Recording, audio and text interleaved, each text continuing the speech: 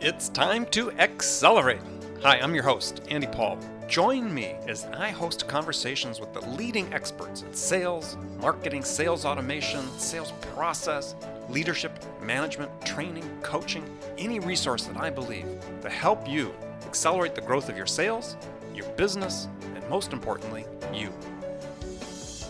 Hello, and welcome to the show. My guest today is Adam Honig, co-founder and CEO of Spiro Technologies. You know, there's been this veritable explosion of tools and technologies which promise to transform the productivity of salespeople, but it seems like most of those are geared to management, command and control tools like CRM systems and activity management systems. And now comes along this product called Spiro, which takes a completely different approach, and perhaps it's the start of a new revolution. It's an app that's targeted specifically at salespeople and promises to revolutionize the life and income of salespeople. And Adam Honig, CEO of Spiro, is going to help us sort it all out. Adam, how are you? Hey, I'm doing great, Andy. Thanks for having me on the show. Oh, my pleasure. So just take a minute, introduce yourself. Sure. So, Adam Honig, CEO and co-founder of Spiro Technologies here. I've been a salesperson, Andy. I've been a VP of sales, and before I started Spiro, I ran a CRM consulting company that worked with a lot of different salespeople and tried to get them to use Salesforce.com. And so I know a lot about that well, management desire to control salespeople. I'm listening to you say try to get them to use Salesforce.com. Not you got them to use sales, but you tried to get them to use Salesforce.com, which seems to be sort of the operative mode in most places, right? Well, we did a project for a major, one of the largest medical equipment manufacturers in the U.S. And, they paid us about $250,000 to help them increase adoption of Salesforce.com. And they were so happy that we were able to get adoption from like 50 to 65%. They were like, wow. And by adoption, they just mean like guys logging in and doing things. So it's like, oh my gosh. That's the world that we live in. I mean, Salesforce announced that they're on track to be an $8 billion company. And I think if you kind of, for salespeople at any rate, you kind of did the matrix of, products that you use versus products that you hate. I think a lot of us know where they would wind up on that matrix. Yeah. So where do CRM tools really fail salespeople? Well, to be honest, it's not really the fault of the CRM tools because I got my first experience with CRM was with Siebel Mm-hmm. back in the 90s, and meeting Tom Siebel and working with Tom and having a chance to understand his vision. It really wasn't about helping salespeople. It was about helping companies create a predictable method for forecasting revenue, which is a very valuable goal. There's no doubt. But I think somewhere along the line, it started to become the idea that this would really help salespeople too. And I think that's where, we kind of lost our way a little bit with the whole CRM thing. And it became more about, management control and visibility. And, I would meet with VPs of sales, and who were interested in implementing CRM technology. And I would say to them, well, how are you going to get the team to use CRM? And they would say, oh, it's going to be very easy. They would always say this to me: I'll just fire anybody who doesn't. And I'm like, yeah, okay, good. I'm glad that's the attitude. And, we always, back in the day when we helped companies with CRM, we really tried to focus on what's in it for the rep, what can help make their life better. But it was work to make that happen, Yeah. because it wasn't a natural feature. No, it's not. As you said, it's really there for management, not there for the rep. And it seemed like in many cases it's trying to sort of, at least in the earlier generation CRM systems, is more of like trying to force something to fit a function that really wasn't designed for.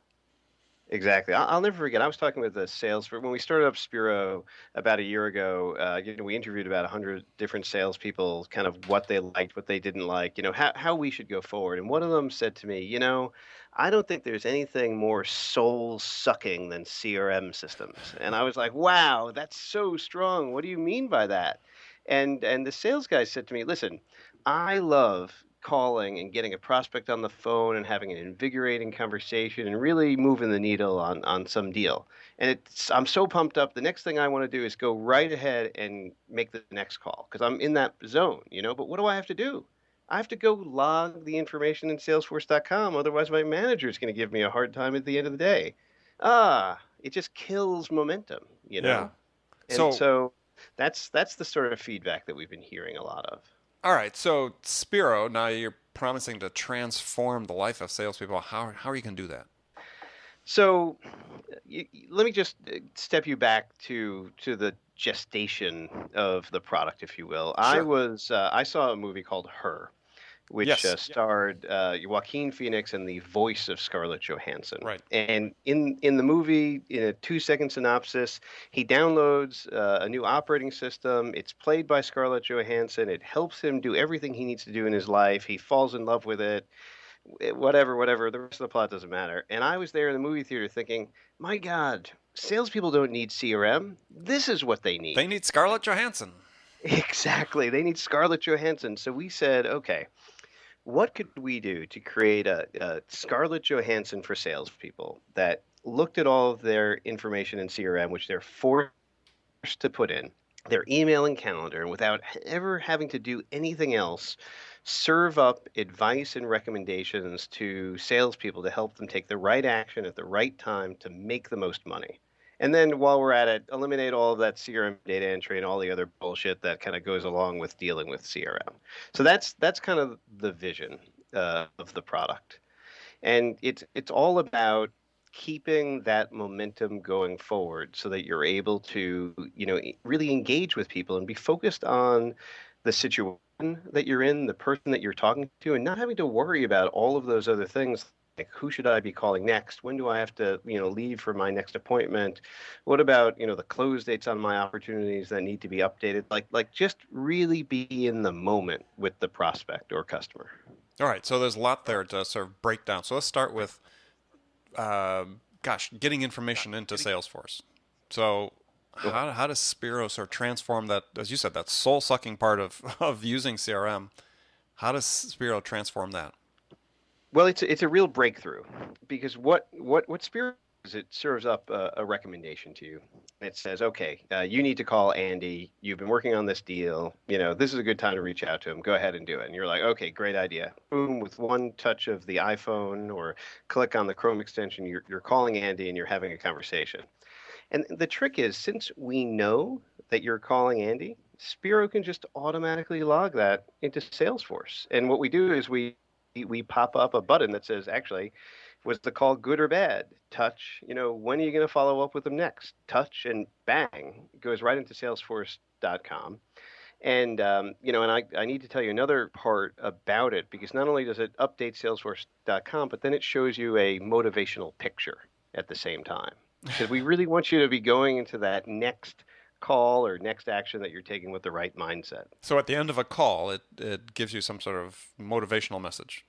Exactly, exactly. So we're pulling in pictures from the Instagram feeds of Victoria's Secrets, ESPN magazine, Food and Wine, Travel and Leisure, a bunch of different sources. So if you're really into cars, maybe you'll see a picture of a Ferrari. If you're really into, I don't know, a woman wearing a lingerie, that's what you'll see, or whatever. And that, just a little bit of a reward from the app to help, push you along during your day. So now Spiro just works purely on a handheld or a mobile device, or is it desktop based as well? So we've launched a fully available product on the iPhone. We're coming out with an Android version in a couple of months, and we also are in beta with a Chrome extension. So for sales, with the feedback that we got from sales folks is that they really needed a tool while they're out in the field, which is why we developed the iPhone version. We got a lot of feedback from users that they love the user interface because the fonts are very readable. Just in case you're doing that while you're in your car, not that we would ever encourage you to drive and use the app, Andy, but just in No. case you do, the fonts are nice and big, so you can deal with it easily. And then the Chrome extension, of course, lives in your browser and is a constant companion when you're either sitting at your desk or working on your laptop out in the field. Interesting. So it seems like Spiro made to some degree, if we think about it. So here's this app on the phone. It's scanning your email, your calendar, Salesforce.com, and saying, "Look, gosh, Andy, here are the things we recommend that you should be doing because hey, it's been 2 weeks since you talked to this particular prospect." Um, it's almost like I don't know, a non-judgmental coach in your hand. Yeah, yeah, definitely. And just to give you some context, the app is on the phone, but we've built this whole big data predictive analytics backend, which is doing all of the heavy lifting. And what you see on your phone is just a very simple recommendation in an easy, quick to understand kind of manner. And Hmm. I know you mentioned coach, and it's really interesting because one of the things that the app does is it has the persona of a coach. And so when you first install Spiro, you select the persona that you want Spiro, your assistant, to be working in. There's no Scarlett Johansson one. She had a baby. She's been very busy, but we do have a coach persona. We have an R-rated persona, Jewish mother, Fabio, one we call Gossip Girl, which is imagine if one of the Kardashians was giving you advice. I mean, we're giving you the advice, just the way that it might be articulated from that, as well as one for boring people if that's what they want. We do have a boring version So as what you're well. saying is that sales doesn't have to be boring, doesn't have to be routine. It can be fun. It's okay to be fun. I think salespeople are the most fun people I know, right? And so why do we have to live with these boring, soul-sucking corporate apps? Let's have one that tells us some jokes and shows us some fun pictures at the same time. I mean, what the hell? We're just building this for ourselves here, so might as well. Right. So, all right. So I like that approach. So you talk about it in online. I was looking at your website that this is going to help you increase your win rate. So and certain things that influence your sales process. So let's talk about that first. So how's that going to help you increase the win rate?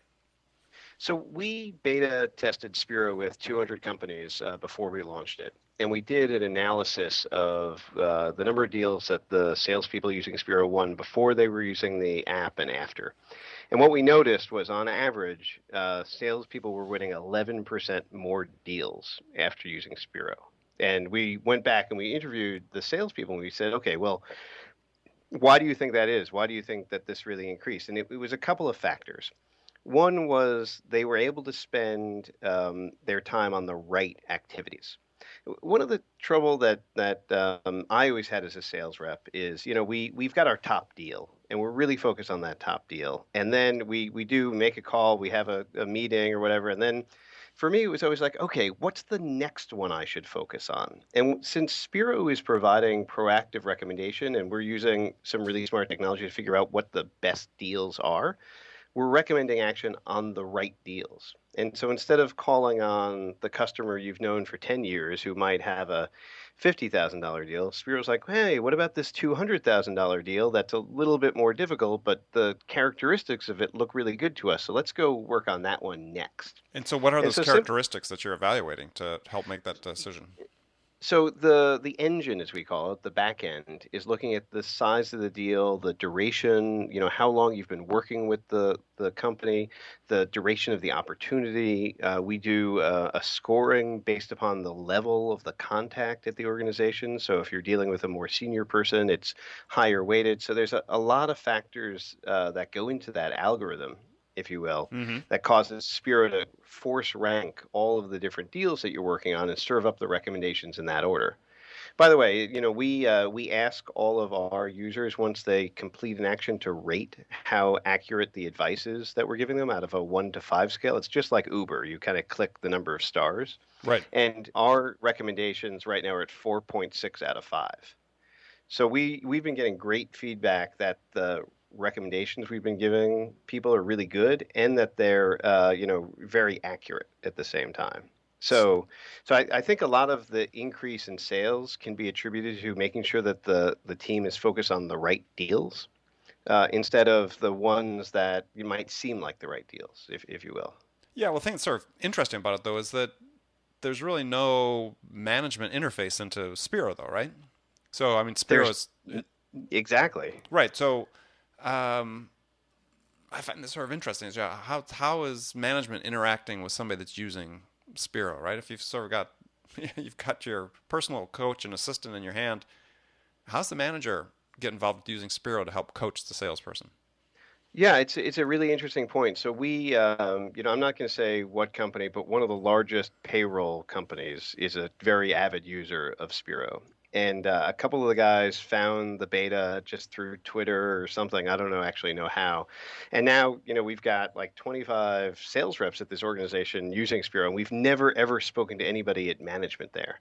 I don't even know if they know that the team is using Spiro. It's very interesting. I mean, but what they can see, Andy, is that they can see, activity that's being created by the app. So it wouldn't surprise me if someplace at this company there's somebody saying, huh, this group of sales reps is really entering a lot of data in Salesforce.com. They're doing a great job. Yeah, that's the metric they find out they're doing a good job. Yeah, Exactly. not what So, their it sales doesn't. not what their sales are, but the volume of information being input into Salesforce. Exactly, exactly. So, we're going to, right now, Spiro is free. And the model, the business model that we're pursuing is to get wide distribution for Spiro and really help a lot of sales guys in the field. And then we're going to be coming out with what we call a team edition product next year in 2016. That's really going to help people collaborate with each other, including their managers. But it's still going to be very focused on the sales rep. It's not going to be a reporting tool or a dashboard or anything like that. It's all going to be about how can you take action as a salesperson to close deals. All right. Well, we're going to take a short break. Now, before we do, I've got a hypothetical scenario to pose for you. I ask all my guests this question. So, you are in this hypothetical scenario. You're a new sales manager, sales leader, hired into a company whose sales desperately need to be turned around. They've stalled out. Senior management's really anxious for a change. So, what two things would you do your first week on the job that could have the biggest impact? So think about that, and we'll get your answer. We'll come back after the break. Stay with us after the break. We continue talking with Adam Honig, CEO of Spiro Technologies, talking about their product app that promises to breathe dramatic improvements into the lives of salespeople. We'll be right back. Hi, this is Andy. Connect and Sell is used by sales reps at nearly 1,000 companies, including hundreds of technology startups and several Fortune 500 companies, to overcome the challenges of getting prospects on the phone. Companies using Connect and Sell grow their revenues faster by enabling their sales reps to have more sales conversations in 90 minutes than they could otherwise achieve in an entire week. Connect and Sell can be deployed directly to your sales reps, or you can take advantage of their outbound on-demand service, which delivers qualified prospect meetings scheduled directly on your sales reps' calendars. Visit connectandsell.com to learn more about how Connect and Sell can start filling your pipeline today. Hi, this is Andy. I have a special offer for loyal listeners of Accelerate. It's a no-obligation free trial of my zero-time selling interactive online training.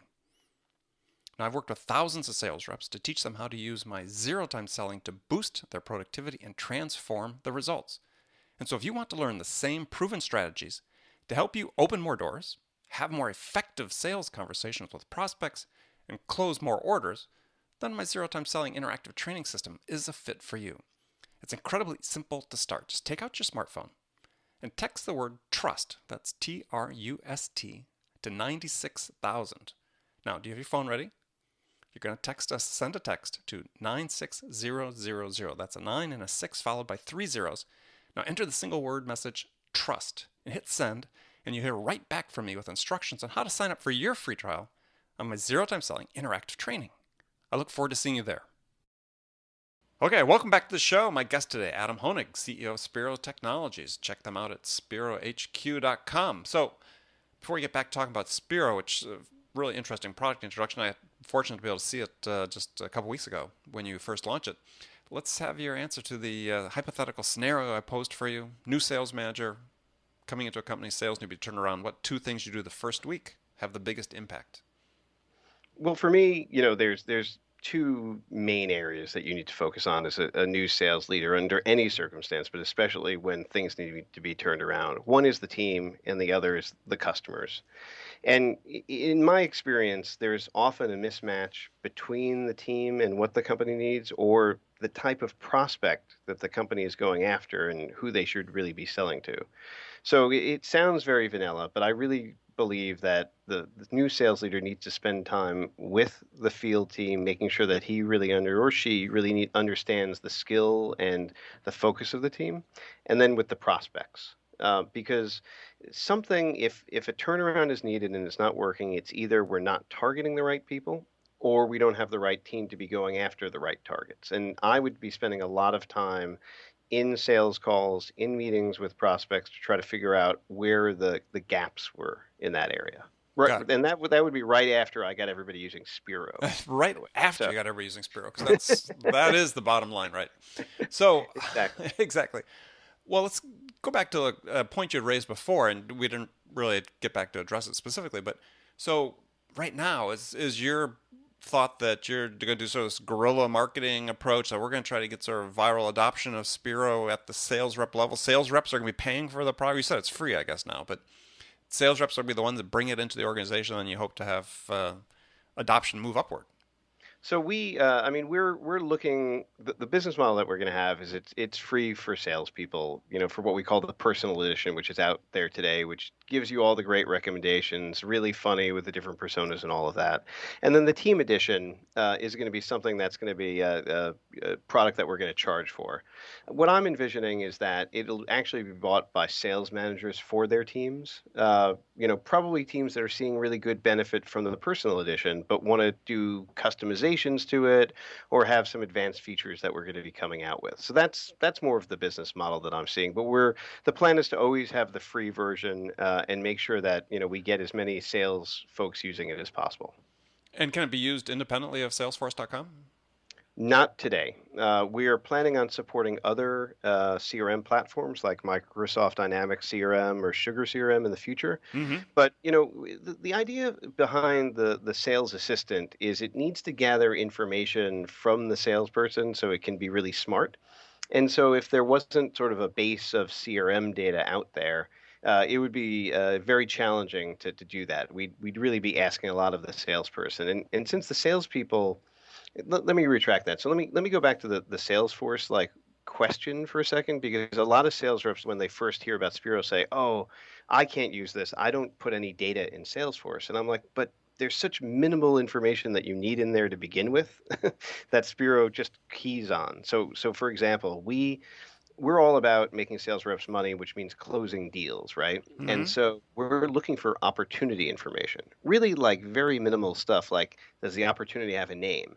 Is there a amount or a value that you're trying to sell? And what's the close date? Even given that amount of information, we can triangulate against your calendar and your email and your phone to say, oh, okay, here's what you should be doing. Because we know that salespeople don't put a lot of data into CRM, but we just need that basic bits of information. Does that make any sense? Yeah, yeah, no, it makes sense. So it seems like really the target for Spiro is not necessarily the superstar salesperson, but it seems like it's more sort of the great middle. Sure. I mean, we were just looking at the data today, and we have sales reps who are booking, 12 to $15 million a year using Spiro. Mm-hmm. Those are some pretty big numbers. I Right? don't think I think it's maybe 10 times the typical amount for a sales rep. And we're still seeing with those sales reps who are selling those kind of deals, big improvements, in their ability to close additional business. So I haven't seen it helping the top superstars any less than everybody else on the team. Well, what do you think the top superstars are getting out of it? Because it's I don't know. I mean, I'm thinking about it. It's like the behaviors the top guys have is they're on top of deals. They understand how to prioritize. They do a better job of qualifying. They know where they should be allocating and investing their time. Is this like Spiro helps sort of fine tune that process for them? So I've got a buddy who works at a company I used to run, and he's making like $700,000 this year, and he was one of the first adopters of Spiro, and he's cranking getting stuff done, right? Mm-hmm. But he like many sales guys is just not satisfied with that. If he could make another $100,000, he's all about it, right? And so what Spiro does is it helps him reach deeper into his pipeline. So instead of, maybe he's got 30 opportunities in his pipeline and he would be naturally talking to 15. Using Spiro, because we're constantly serving up those recommendations of what he should be doing next, he's like, oh, yeah, I can get to 17 or 18 of those deals instead. And, even though it's not completely true that sales is a numbers game, you're not going to close those other two deals if you're not working on them. That's a given, right? So, yeah, exactly. That's a So, mathematical certainty. Well, and there's few things like that in the world, Right, unfortunately. right. But yes, but it's true. So if that can help him reach that, that's what it's all about. And since he's already been doing so well, he's kind of really in the bonus money on his comp plan anyway. So he's kind of extra motivated to do that. So it's a combination of factors. Is there a danger though that I see this with certain apps in my own personal use and talking to other people that send out reminders that people sort of just start absorbing the reminders without really processing what they're saying, right? Or they turn them off at some point. I mean, Yeah, I is mean, there a so danger of that? sure, absolutely. I mean, try to be very judicious in terms of what we actually send out a notification on, like the lock screen of your iPhone, for example. But the feedback that we've mostly received from salespeople is that they actually want more, not less. The other thing I should just mention about the reminders and notifications is they're all done in the persona that you selected for the app. So the Jewish mother persona will say, "Hey Andy, go ahead and don't call Adam. See if I care," or something like that.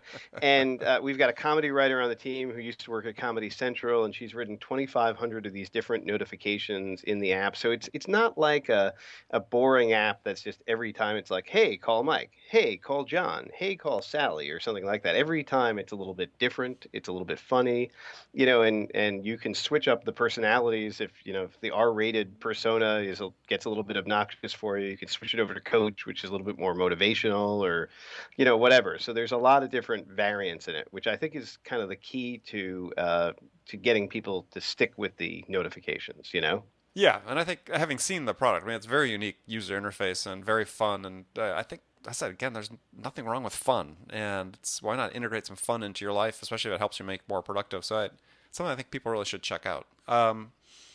So let's move into the last segment of the show. All right, ask some rapid fire questions. You can give me one word answers, or you can elaborate as much as you want. Are you ready? Sure. So, what's the most powerful sales tool in your arsenal?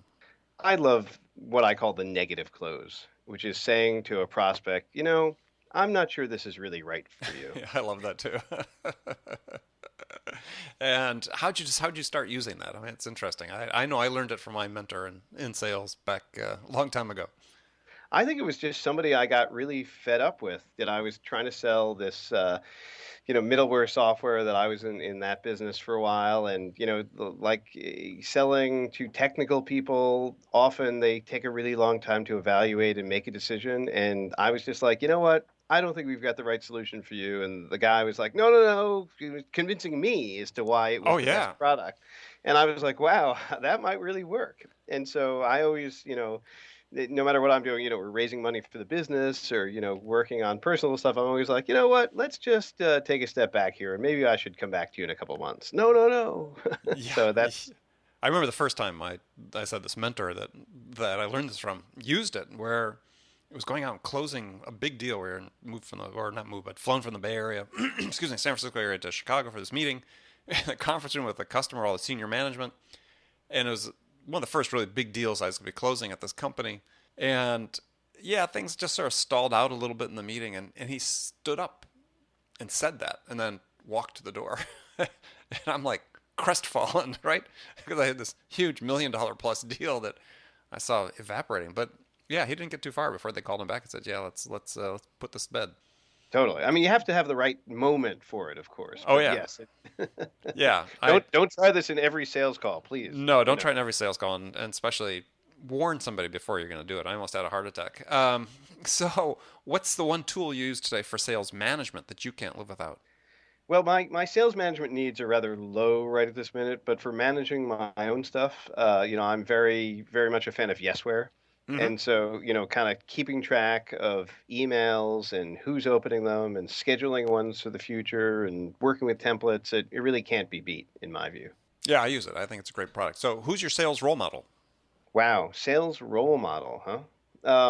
Well, I worked early in my career with a MIT professor who was an amazing salesperson called John Donovan. And John was a electrical engineering professor originally, but he went on to found a couple of different companies. And he was just an amazing salesperson at the same time. And he really had something down that I think of as the authority principle. He was used to be an MIT professor, and so Mm-hmm. he always came across like an MIT professor. Always talked about MIT. We'd always take prospects to like the MIT faculty club for lunch, and just really getting that like, oh, I'm really an expert in whatever the hell the thing is I'm trying to sell you at the moment. And clearly people thought he was. Oh yeah, yeah. Yeah, No, he okay. started many successful businesses that way. Excellent. All right. What's the one book every salesperson should read, whether it's sales book or otherwise? Well, from a sales book perspective, I really like the Challenger sale, and I really think that linking up, the business objectives of a business and really trying to hone in on that thing that's going to make, your deal the most powerful situation for your prospect, that can't be beat. So I really like that. I wish I could say that I've been reading more fiction recently and other more artistic things, but it hasn't really been so much the case for me. Got it. So what's your favorite music to listen to get yourself pumped up? Well, I've got a special Spotify playlist of like, kind of 150 beat per minute kind of sounds, mostly kind of post-punk, new wave kind of stuff that, before a sales call, I'll definitely put that on and get really fired up and try to really be in a great frame of mind before engaging with a customer or prospect. And I can get you a link to that, Andy, if you'd like to Yeah, hear that'd it. be great. Yeah, I'd love to. So what's the first sales activity you do every day? I probably check my email. See, we actually have quite a bit of users in Europe at this point, as well as in the U.S., Mm-hmm. and see what their feedback is, see what the metrics are about people, downloading the app, and what their ratings are on the App Store, which have been all 5 out of 5, by the way, so far. So, that's really for me, in Spiro, in kind of selling, if you will, a free product. It's a lot of these more marketing kind of activities at the moment. Got it. Perfect. All right. So, well, last question. What's the one question you get asked most frequently by salespeople? I think the most common question that I personally get asked is how do I get into X, Y, or Z account? And Yeah. that, I've been selling, especially in New England, for a long time at this point. And so people are like, oh, Staples, who do you know there? Or, International Data Corp or Genzyme or these kind of accounts that, have been in the Boston area for a while. And So I think what's your answer? I say, let's use LinkedIn. Let's go sit down and figure it out because there's always a way. This is sort of, I know this is sort of, what a lot of folks think, but there's always, in today's age, there's no excuse for not having a connection at some company that you're trying to get into. You can always find it. Got it. Well, great. Well, I want to thank you for joining me today. My guest has been Adam Honig, CEO of Spiro Technologies. Adam, how can people find out more about your new product? Well, they can visit spirohq.com or look us up on the App Store just by Spiro. Got it. Okay. And also, you have an interesting hobby. I was reading about you're really into drone photography. It's true. I've been flying a drone, specifically a DJI Phantom series drone, for a couple of years now. It's been great. After I sold my last company, I traveled around with the drone. I flew it over the Roman Colosseum. I parked one in the San Francisco Bay by mistake once, and it's an amazing hobby. And for all of those privacy concerned people out there, you really cannot see in windows with it. Even if I wanted to, Andy, there's no way the light and the reflection and everything like that doesn't work well, but it does take some amazing aerial shots that I can also shoot you out a link to that I've got on Flickr and stuff like that. Yeah, that'd be cool. Yeah, very much so. Yeah, it's funny. Somebody was flying one in the parking lot across the street from my building, and it's like you're just not accustomed to seeing something in the air, right? You just wasn't sure what it was, and it's like, oh yeah, that's a drone. Yeah, it was really sort of Yeah. interesting. I mean, they're really popular, but I have never seen anybody else flying one besides me. So, go figure. I know one sales guy I actually been talking to who's so excited he bought a drone recently, and he hasn't taken it out yet. And I'm like, no, you got to do it. You got to do it. But it's a little nerve wracking, Yeah, actually. yeah, I First can couple imagine, of especially times. if you're gonna dump it in San Francisco Bay with a camera on it or something. Yeah, Yeah, exactly. don't And don't don't remind me, right? yeah, it sinks like a stone, I'll tell you. Yeah, I can imagine. GoPros don't float. All right, so well, I want to thank you for joining me. And remember, people, make it a part of your day, every day, to deliberately learn something new to help you accelerate your success. Subscribing to this podcast is an easy way to do that because then you'll make sure you don't miss any of our conversations with top business experts like our guest today, Adam Honig, who share their experience and expertise about how to accelerate the growth of your business. So thanks for joining us. Until next time, this is Andy Paul. Good selling, everyone. Thanks for listening to the show. If you like what you heard and want to make sure you don't miss any upcoming episodes, please subscribe to this podcast on iTunes or Stitcher.com. For more information about today's guest, visit my website at andypaul.com.